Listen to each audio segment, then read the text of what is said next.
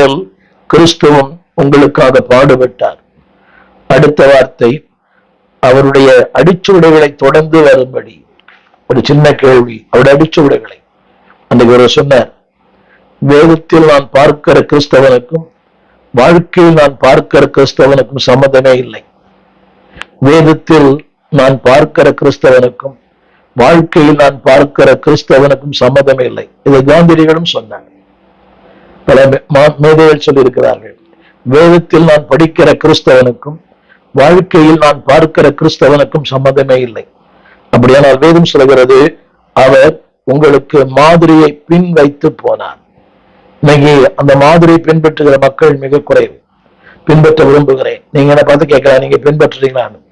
அதை விரும்புகிறேன், வாஞ்சிக்கிறேன், முயற்சிக்கிறேன், தொடர்ந்து பயணிக்கிறேன். அடுத்தவங்க என்ன சொல்றாங்க பற்றி கவலை இல்லை. நீ ஓகேனா, நீ உத்தம